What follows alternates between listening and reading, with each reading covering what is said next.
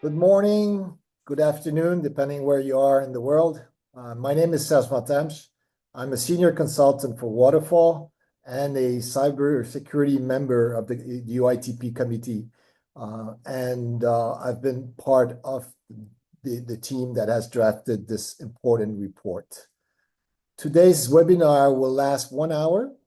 The session is recorded. For your information, there will be a Q&A session about 10 minutes at the end of this webinar. And you have a chat where we will be answering your questions. So please write your questions in the chat. And in this chat, we will also post a contact us link for more information that will give you the way to get a hold of this important report. So let me start by presenting my co-panelist. I have Eddie Teze, who is the Vice President, Digital Platform and Cybersecurity at Alstom. I have Shane McKinney, who is the Deputy CISO OT at MTA. Michael Wong, also from MTA, who is the Cybersecurity Director of OT Risk and Compliance. And last but not least, we have Miriam Hernandez, who is the Senior Manager at UITP and also part and managing the Cybersecurity Committee at UITP. So let me start with Miriam. Miriam, I'd like you first to introduce yourself, but also to introduce UITP.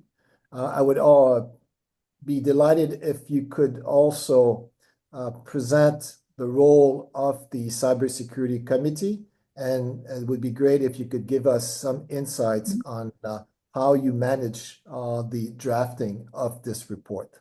So, Miriam, it's up to you. Thank you. Okay, thank you, Serge. So yes, my name is Miriam Hernandez, and I work at UITP. I'm in the Knowledge and Innovation Department of the association, which basically runs and supports the committee of the expert committees that conduct most of our work. So in order to give a bit of context about UITP, particularly for those who may be new or not know the association, so it stands for the International Association of Public Transport. It is a global nonprofit organization that supports and promotes sustainable urban mobility. So we cover and we bring together the full ecosystem of public transport stakeholders. We have operators among our members, authorities, and also the supply industry. In total, we have more than 1,900 member companies across the world, 100 countries. And mainly the role of UITP is threefold. On one hand, advocacy. We try to make the case for public transport and sustainable mobility. We work on developing knowledge and fostering innovation together with our committees, and I'll explain a bit more about how we work with the committees shortly. And then we also do community building. So the idea is to connect the sector through events, exchanges, and peer learning. It can be in person, like our main summit, or it can be online, like we're doing today. So I really want to emphasize that the fact that everything that the association produces, the reports, the recommendations, and these guidelines is built with and for our members. It's the result of collaborative work voluntarily done by expert professionals across the world. And this report is an example of this type of work. Specifically, this report was produced by the UITP Cybersecurity Committee. This committee brings together more than 60 international experts from 40 companies representing operators, again, authorities and the industry suppliers. We work on 4 key areas: cybersecurity governance, trying to support the sector in identifying best practices and providing guidance on policies and procedures that increase and improve the cybersecurity governance in transport sector. Cyber capacity, we try to support our members to address the cybersecurity skills and expertise gap that exist in the workforce. For this, we work in cooperation with the UITP Academy. For example, in February next year, we have a training for basics, cybersecurity basics, for those who are starting in this journey. Cybersecurity by design. So we try to identify and promote good design principles for cybersecurity in transport systems. And this report is, again, a specific example of the work that we're doing in this line. And then we also try to support our members with regards to compliance. So monitoring the regulatory developments that can impact the public transport sector in the field of cybersecurity, and supporting how they implement it by fostering exchange of return of experiences in these regards. Specifically, this report, is the result of a 2-year collaborative effort by a dedicated working group within the committee. And this working group was led by Serge and Eddie, who are with us here today. In total, over 30 experts were involved at different stages of the drafting and the detailed review process of the report. So we took about 1 year for drafting, and then last February we embarked in a detailed review process in which we adopted a system that is akin a bit to the standards review process, in which we went in detail by section in the report and received comments, tracking them. And we had about 150 detailed comments in this stage. Additionally, in this case, once this report was reviewed internally within the working group, it was circulated to other UITP committees and expert platforms for feedback before it was put together for the committee approval last month. So at that stage, we received a further 41 comments that were also integrated. So the publication is in the final editing stage, and we expect it to be released to the public in early 2025, in January, I expect. We're very, very grateful to all the experts who have contributed, not only in the working group, but also for the other committees who reviewed the document and gave their feedback. Some of them actually may be in our audience, because we've invited them to join this talk. So if you're listening to us, thank you very much for reading it and sending your comments. Just to finish, I want to stress that the intention is that this is a living document, in the sense that we will foresee for it to be revisited. For example, after a return of experience of the first implementation of 63452 in different systems, we may come back to it and add annexes or review it. So if you'd like to be involved in this work in the future, feel free to reach to us, and we will be happy to bring more people on board. So that's all for me. Again, thanks to Serge, to Eddie, to Michael and Cher, who were contributors to the report. And I'm looking forward to the presentation and the discussion. Thanks. Thank you very much, Miriam. So I'll start presenting the document. I don't know if Eddie had some problem with his mic. I don't know if he's there. If not, I'll do the presentation. Eddie, are you there? Can you hear me better, Serge? Can you hear me now? It is much better, Eddie. Great. Okay, so we can go. So we can start. So thanks for the opportunity to talk about that. As Miriam has explained, this is the result of tremendous work for several experts, and a lot of activity has been done. Really, we believe that this guideline is filling a gap which has been created by a lack of attention, probably to integrated approach on cybersecurity.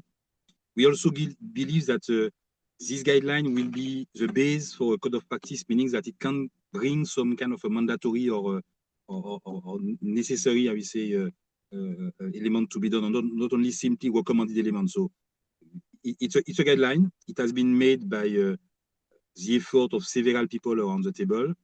It is a huge community, a large community. So we took point of view from several communities. As Miriam said, during the validation of the document, it went through several committees from UITP. So not only, I will say, cyber people. So that is very good. The second important point is that we wanted to make sure that we scope clearly our job. So meaning that we are able to identify what we call safety integrated system. So meaning that system where safety is at the heart of the paradigm. So we develop and we implement and we operate system where safety is a key pillar, and cybersecurity, which is, I would say, quote unquote, the newcomer in the discussion, need to find a place within this ecosystem, knowing that railway is not a new business. It exists since years. Safety in railway is a cornerstone with a lot of regulation, processes, methodology in place. So we wanted to make sure that we can address exactly this kind of system, and we can address also the full life cycle, meaning not only the design phase where you build the system, but also when you're manufacturing it, when you have to put it in operation, when you have to operate it. So that was a kind of I would say a full view of the life cycle. Other point which is important is that who shall be interested by this guideline?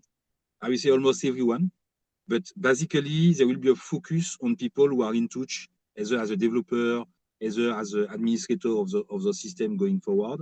It's not only for the cybersecurity community as per se, it's a lot for the engineering community and the safety community. So it's mainly, I will say, the two communities that we need to really to continue to align and to continue to discuss with, safety and engineering.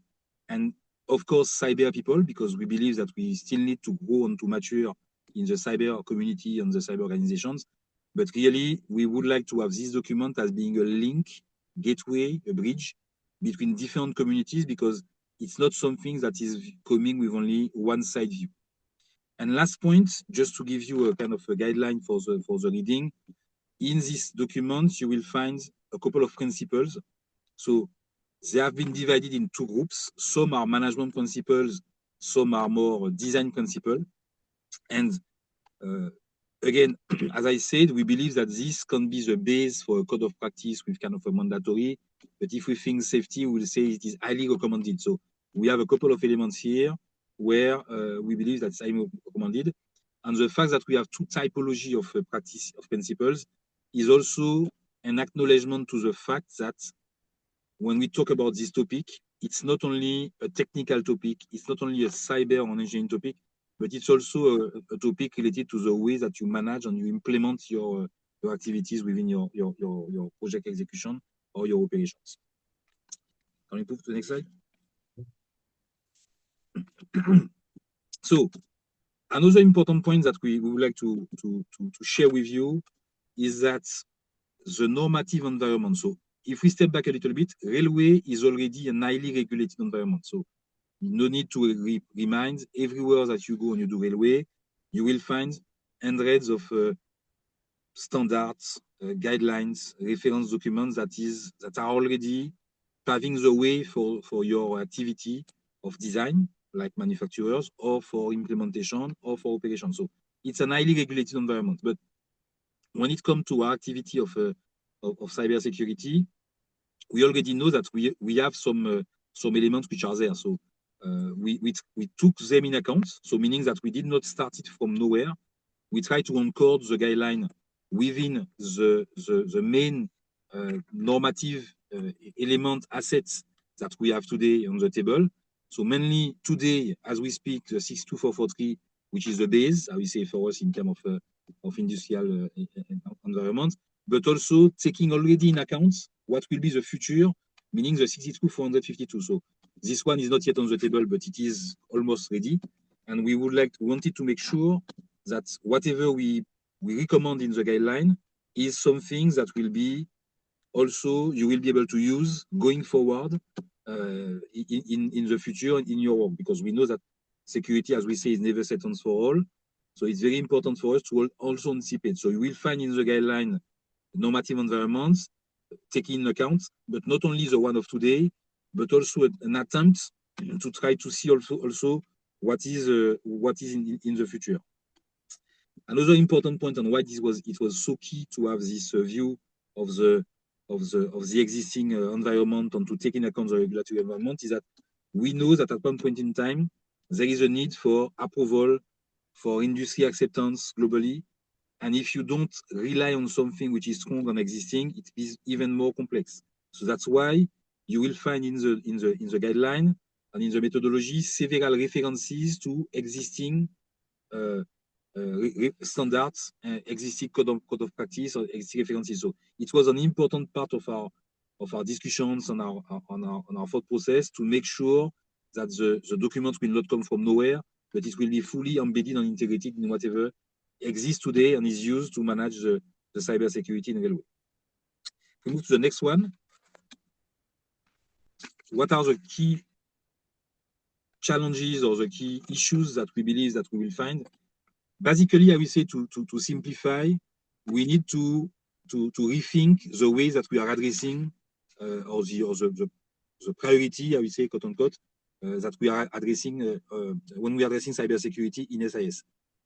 What is one of the elements of evidence is that today there is not a lot of elements guiding you, giving you principle, helping you to make sure that you continue to design your system respecting the full set of rules that I mentioned before, while you are applying the good practice and the good standard in cybersecurity. So really, we believe that we are within our environment, there is several, I would say, elements or layers. We need to adjust to all those elements of layers, but we need to acknowledge and recognize the fact that doing cybersecurity in real, in OT in general, is different from what we were used to do when we do cybersecurity in our usual corporate enterprise network or retail website and so on. So this is an acknowledgement, and we talk about priorities. It is because what is the priority is not the same. And in this slide is a summary of some things that you maybe know already.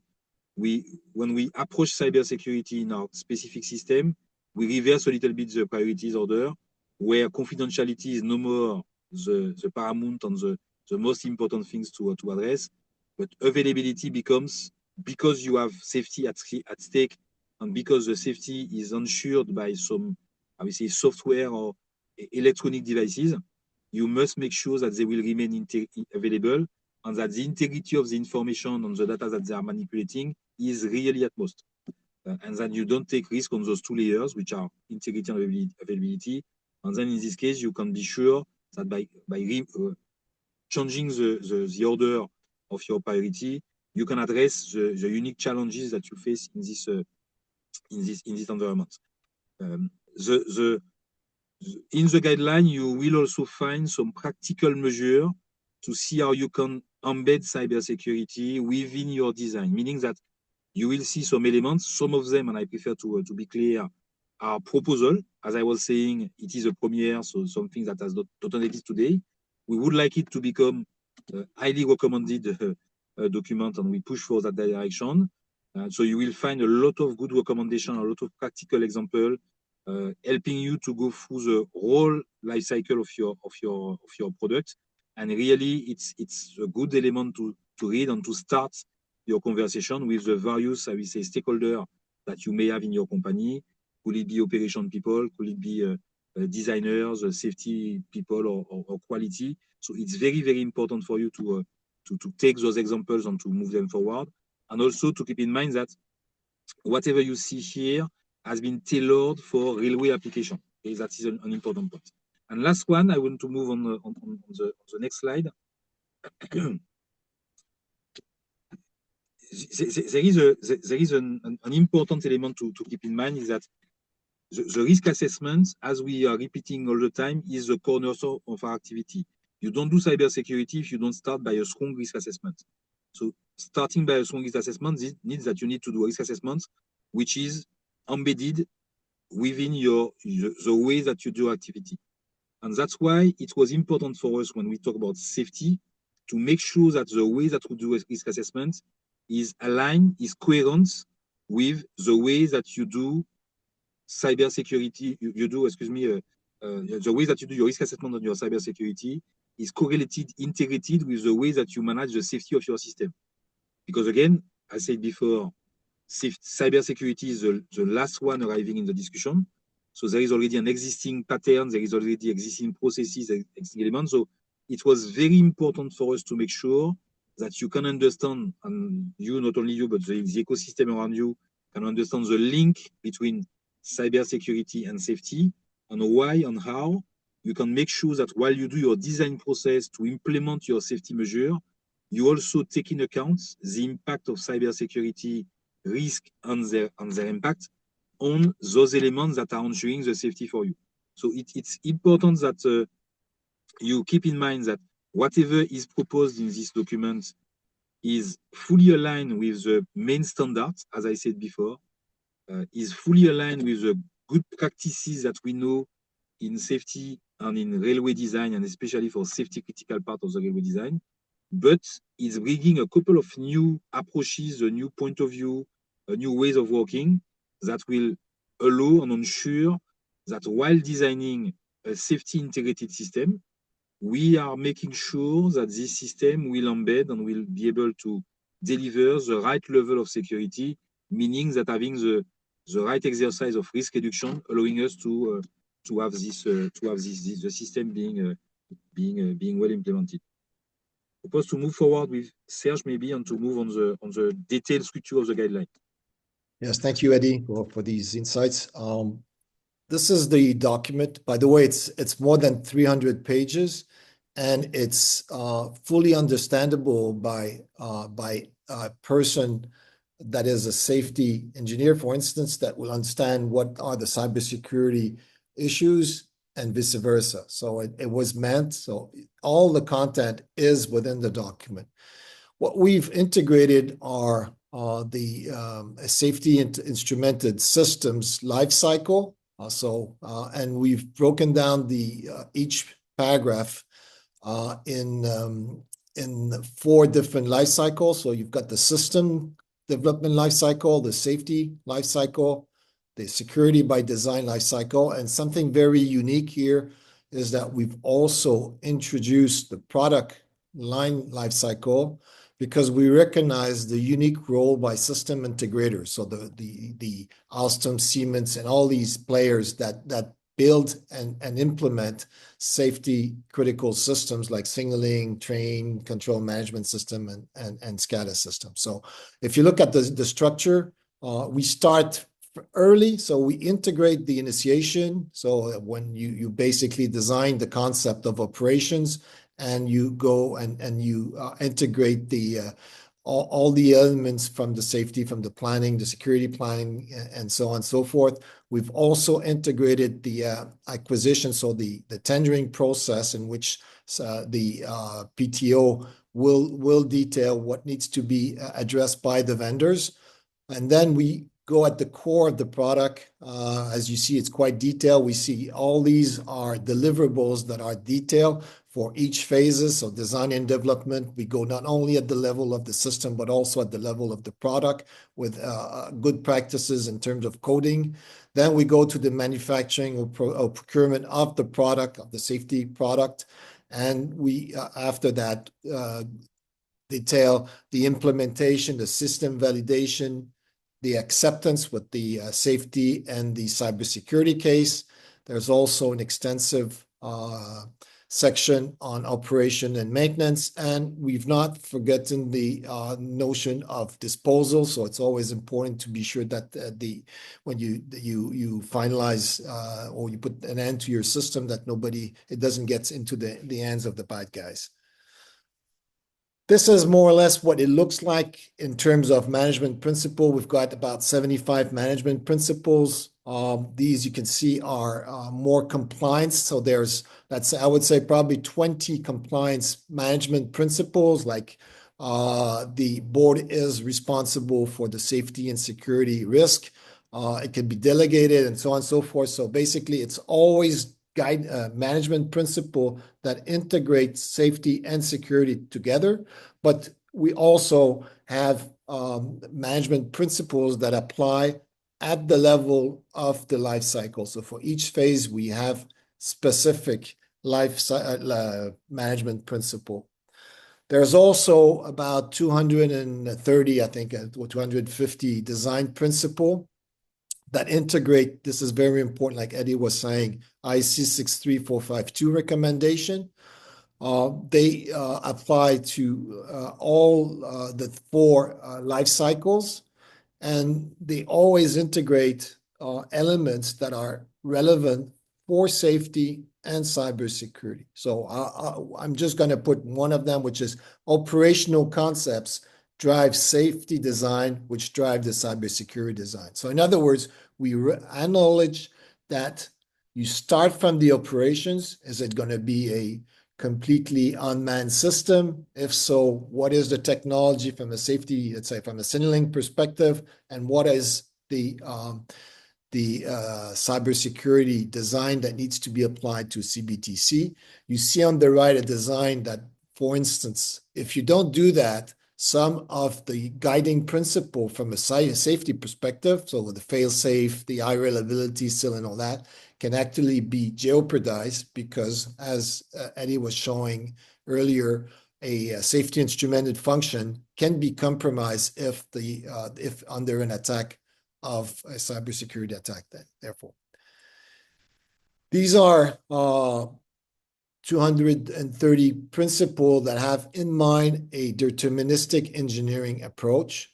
What we're trying to do is to explain how you need to integrate a more deterministic engineering methodology based a little bit like on the safety. So all these principles are more than just checks in the box, but at least allows you to have this more deterministic approach. So we describe in it how to integrate what we call the technologies that will allow you to have a safety level and a security level. And the great contribution of this document also of ISC 63452 is that we will have from next year when it will be published, a security case as there is in as we have in safety for the safety case that will need to be signed off by the security experts. So, and deviation should be, are allowed, but should be explained in this security case. So this is extremely important. The process is described, and I'm starting to miss a bit of time, but is described lengthily in the report on how you basically have your safety case certified. This is for Europe, but you have also some explanations for the US. On the right, you do see how that will happen from now on for cybersecurity case. So somebody will need to sign off the report. It's still, there are options to do it, but depending on the country. And you see that the cybersecurity case structure is different, but based on different chapters. Like for the safety case on this drawings, you see that the 6 parts of the safety case, and there's also 6 parts for the security case. So this is key. As of next year, any system instrumented, safety instrumented systems will need to be not only certified from a safety, but will need to be certified from a cybersecurity perspective. So that's a key finding, but it's difficult to sum up 300 pages in 15 minutes. So let me stop there and turn myself now to Shay. I have a few questions for you, Shay. My first question is, how do you basically, I'm just going to take it, yeah. Can you please describe how in the US transit sector, you deal with the design for safety of design of security of safety critical systems? And could you also please give us the perspective from the MTA point of view? Sure. Hi, everyone. I'm Shay McKinney. I worked before I came to MTA. I was in signaling. I worked for Hitachi. I put systems in from central office standpoint in Stockholm, Ankara, Glasgow, Brussels. And then I was a CBTC lead in Baltimore and BART. So I had a lot of what we call system or, subject matter expert. And when the MTA clearly, when they had to deal with this, you had a lot of people within the company who had to filter up and make the company address this in a very serious manner. Because MTA, like the vendors that service, are like train cars. They're very slow to stop. It takes a long time to change direction. There's a lot of prodding and poking until finally people are like, okay, yeah, let's do this now. The train's finally stopped. Let's move another direction. And I think MTA at the time, because I've come to them, halfway through this or whatever the particular time period is, realized that they needed to get the sector behind them because, in the U.S. we don't have quite the same unified structure for approvals for how safety is in the contracts. A lot of American agencies are hesitant to list the EN type standards. So we felt that the security by design initiative from the federal government when it came out was really when we started to push forward and track on how we would start to build this into the resignaling projects. But we thought that we needed to have a better broad, how should we say, team that was approaching this, that us alone weren't going to get companies like Eddie's to make changes or Siemens to make changes. So we really focused on building the public sector voice and trying to have a consortium that we could speak for or we could speak with. And of course, in the United States, the MTA is so much larger than every other agency. We do have that leadership position. So the MTA produced or helped form what we call NACTA, which is the North American Transit Consortium, and it's very similar to UITP, which is why we started to cooperate and participate with UITP. We also had already been members of, and we started to work heavily with APTA, which is, of course, the American Public Transit Association. And both of these organizations, had, in the case of APTA, they were a little, again, slow in figuring out how they could show standards and how they could make recommendations because they weren't really FRA standards. And when the federal government in the United States approached it, it came more from the NIST standpoint of how do you protect individual services. And we didn't really have a US type document about safety and signaling. So we proceeded to start to host a yearly cyber conference. We've been key in getting a lot of the transit authorities, the industry vendors. Eddie comes to our consortium, I think, every year. At least he's been there every year that I've been at it, and we really tried to get the North American transit sector, which includes Canada. Unfortunately, we don't seem to have anyone from Mexico in it.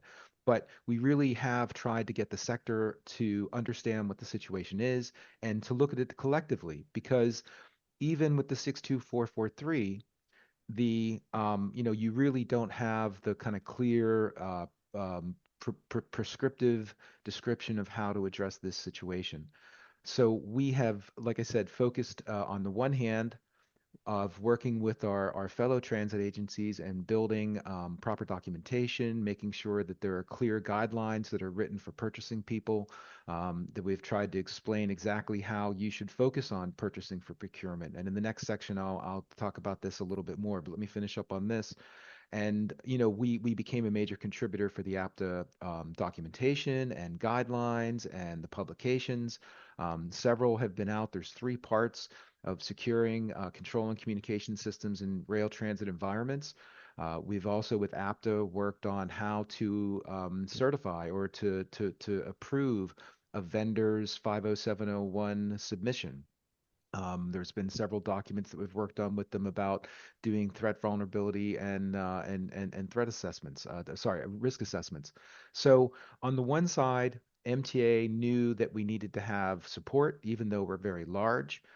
Plus, we had to get our own internal people to kind of understand exactly what the threat was and what the best way to address the threat was and how to build this into signaling because we have so much signaling at MTA. We have every generation of signaling. We have PLCs that are still running gravity relays. We have gravity relays that are still being run from physical boards. We still have maintainer control panels that are doing many of the switch movements and light signals that you're getting as your train moves underground in Manhattan. So we really had to, how should we say, take some time and figure out how best to impress the environment about the seriousness of the situation. And while we were getting our public transit colleagues together, we also were then getting the MTA people in line. So if you go to the next slide for me, Serge. Sure. So when we one too many.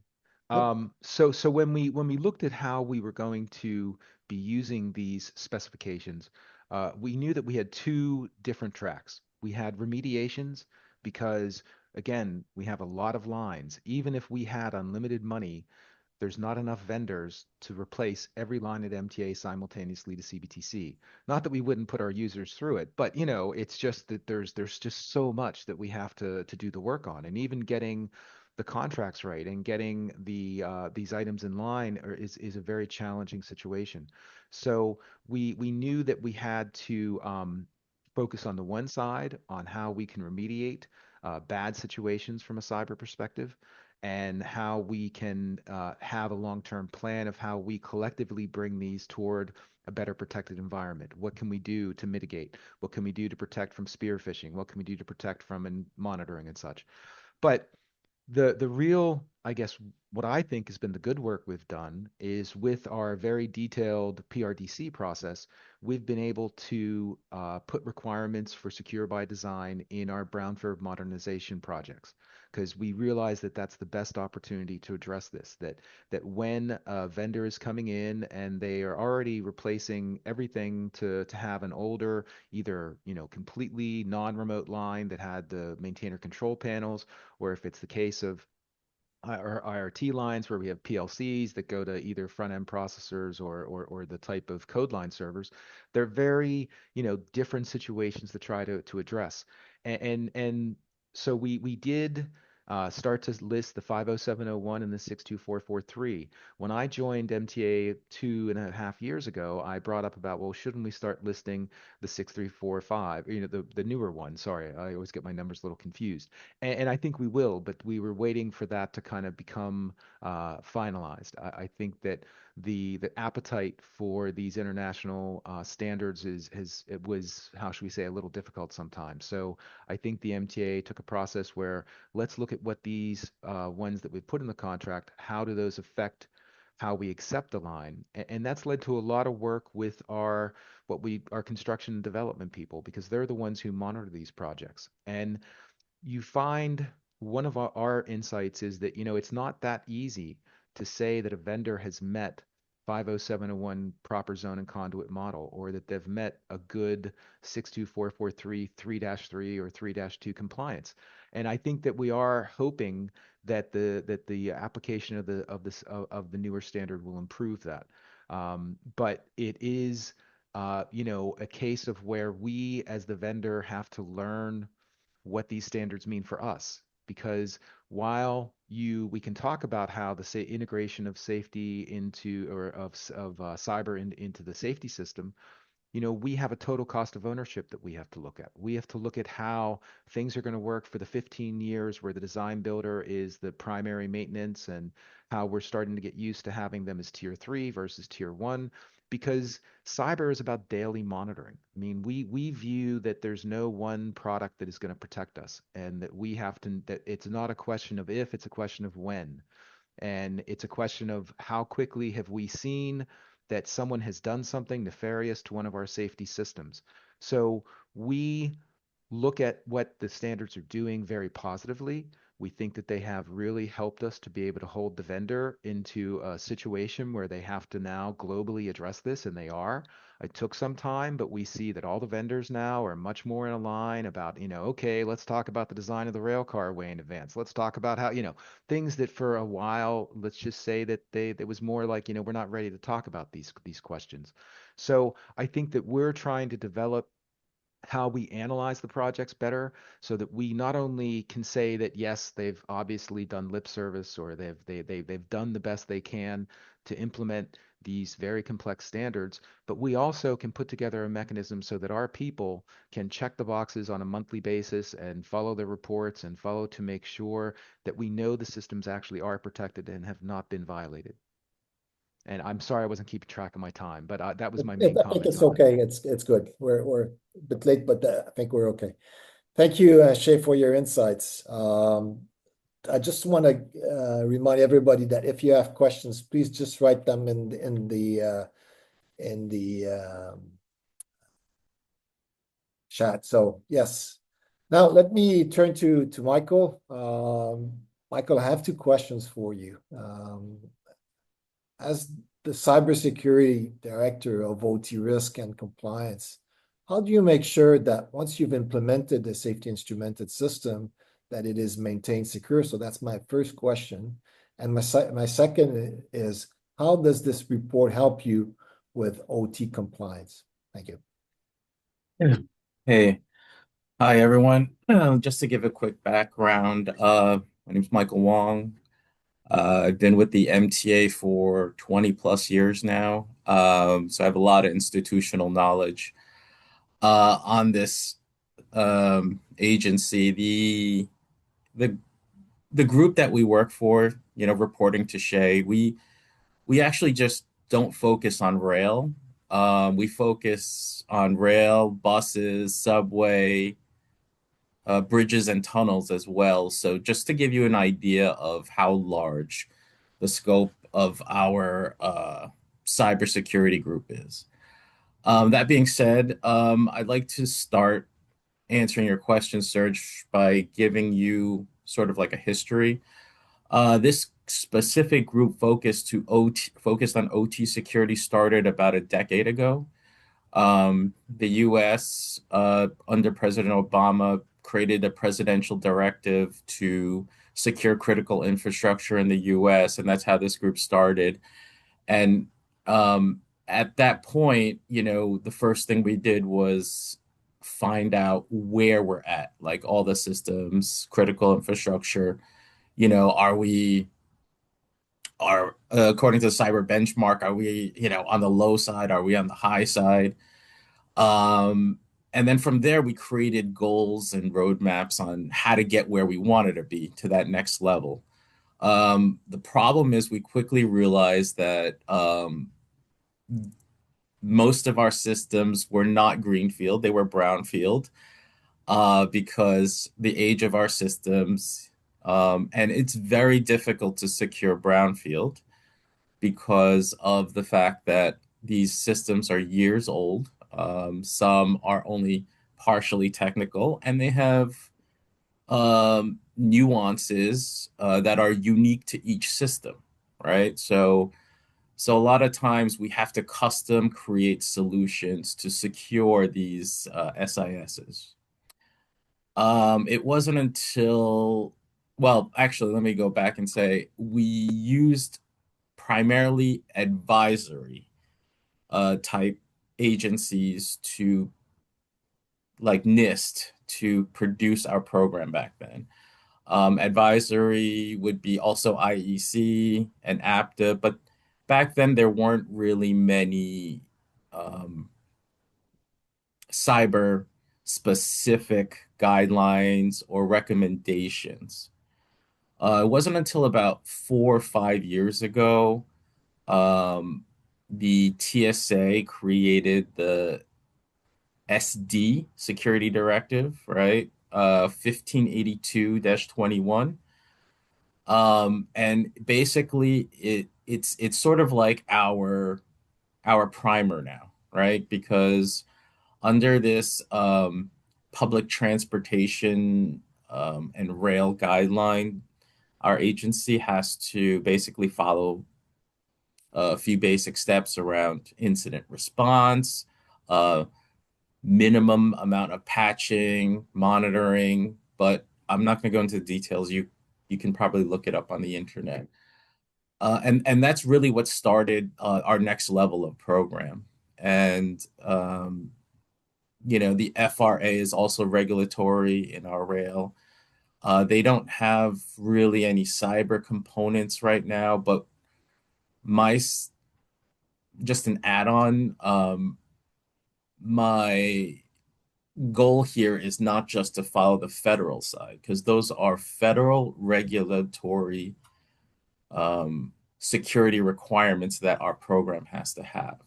We also have to report on a state level. So New York State, right? The MTA covers 3 states technically, but we primarily are New York State.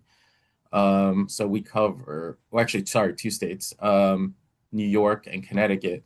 So New York State has an IT and an OT sort of survey that we do at each year, and we have to report back. They have things regarding patching. They have things regarding incident response. Also, it's very similar to the TSA, but at the MTA, we have to consider all the regulatory bodies that we fall under. So that's really how we try to secure these SIS systems. in a nutshell. I can go further and deeper, but I know we're out of time, and I want to answer your second question. Your second question is, how do we use this report? And I want to stop here and thank you, Serge, for actually, asking me to join that group to create this report because, coming from the technology side, cybersecurity side, I didn't have an engineering background, and I had no idea what a SIL was until you explained it to me. And understanding the other side of things, I think, is what really this report is going to help. Enhancing communication. So what I plan to do is sort of use this as a primer to put all our OT folks and our IT folks on the same page. Understanding like what a SIL is extremely important when you're trying to not just build an implementation plan, but just discussing things at meetings, right? If everybody's on the same page and knows the terminology, that is extremely helpful for this report. This report also, I think I will use it for risk management. Managing risk at the end is really important for an OT cyber program. The reason being is when you get to a point where you just can't implement a new system because it costs hundreds of millions of dollars, or you have to secure it with a solution where you have a small budget. It's important to manage risk because you need to know where to get. You have finite resources, so you can only spend a certain amount of money, right? So where I was going with this is in the report, it actually tries to quantify risk somewhat by also using the SIL calculations and the SAL, right? So I would definitely recommend a lot of our cyber people who are looking at risk to look at that. Okay. In addition, I think that use cases. We attempted to sort of build some use cases, and there are examples with technology. It's not like safety. Safety has been around for many years. Trains really don't evolve that quickly, but the technology around cybersecurity and trying to secure it evolves at an extremely fast rate.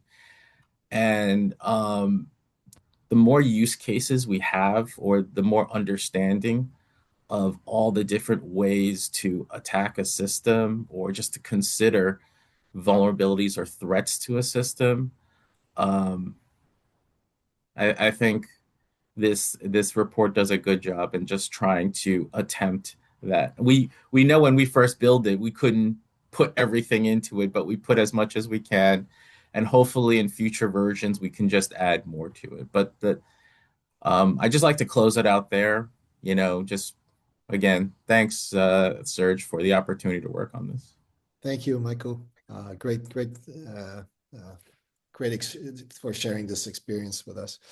So my last questions will be to Eddie. I did present that we've included in this report the product line management lifecycle. My question to you, Eddie, is how does Alstom integrate design for security of safety critical system in its product and systems that it designs? It's a broad question, but in 5 minutes, let's say, if we want to have some question, or 7 minutes, 5 minutes would be good. Yes. It's a broad question, you're right, but it's allow me to give me the opportunity to insist on one point. When we talk about integrating cybersecurity, as we said in the beginning, it's in the whole life cycle. So meaning that it's not only a matter of having a good cybersecurity for the design phase, or for the deployment phase, or for the operation phase, but it has to be something that is integrated for the whole life cycle, meaning that your cybersecurity needs to be sustainable. So when whatever you implement in your system, keep in mind that you do that for the next 30 years.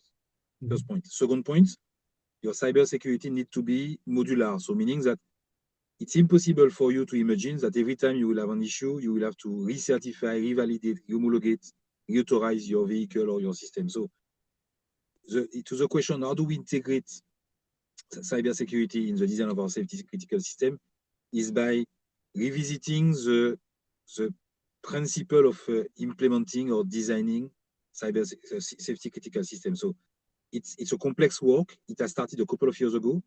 It's not something that you will be finishing in one set. It is something that you build layer by layers.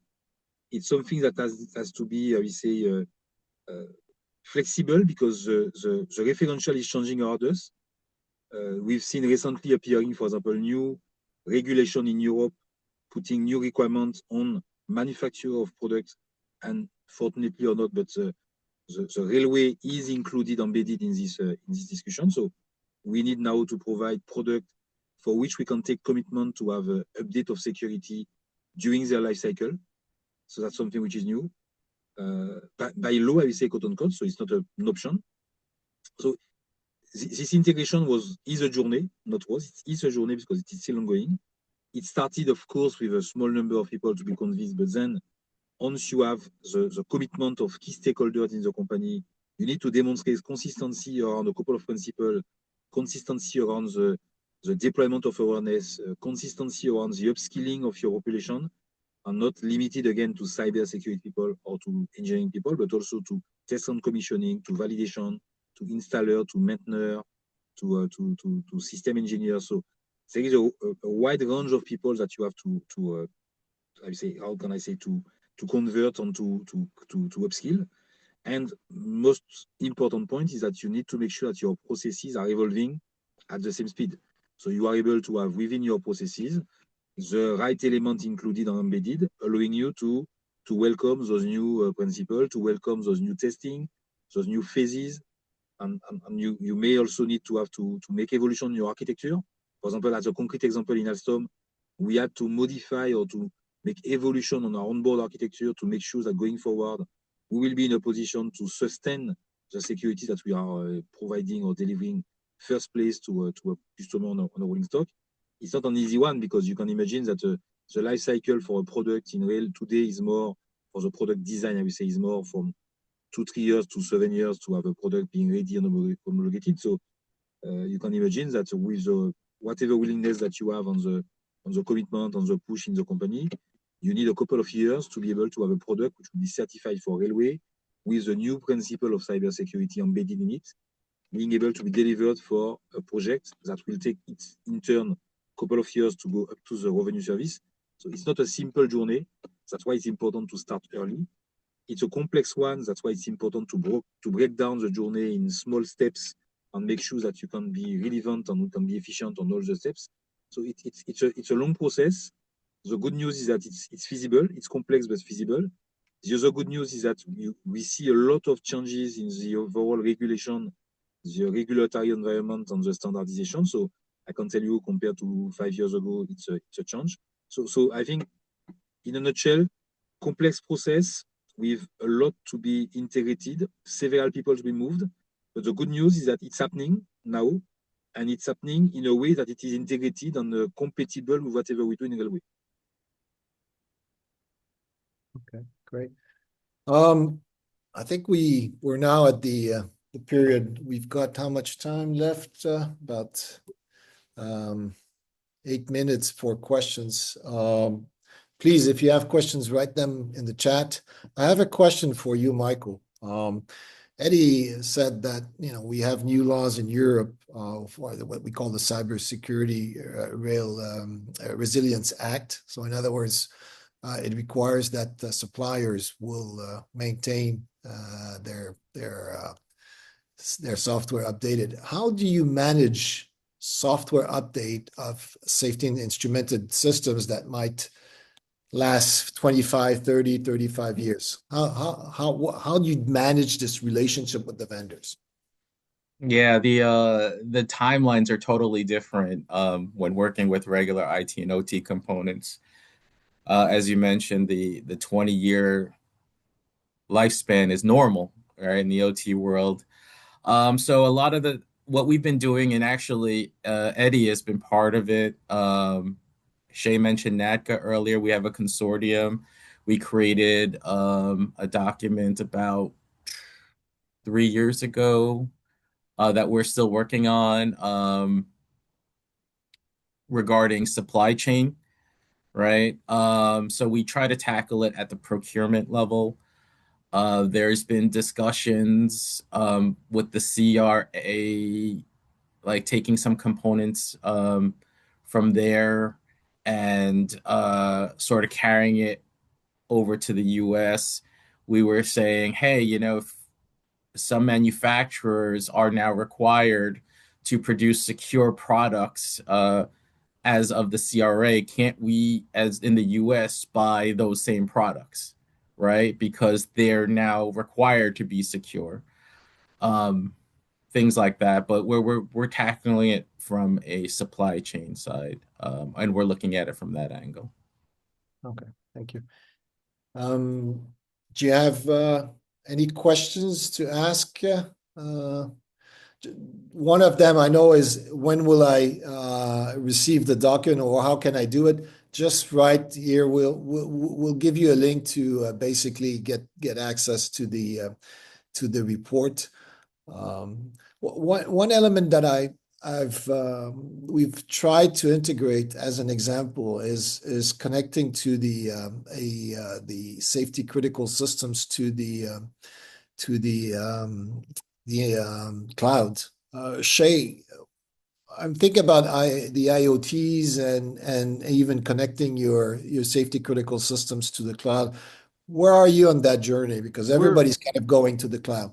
Well, actually, we're very strict on that. We believe that the cloud is an impossible segmentation to pull off. And since our OT systems, both signaling and the bridges and everything else, segmentation is your first primary target. Everything must be disconnected. There must be, no instantaneous communications across. And we view the cloud as an unmanageable threat.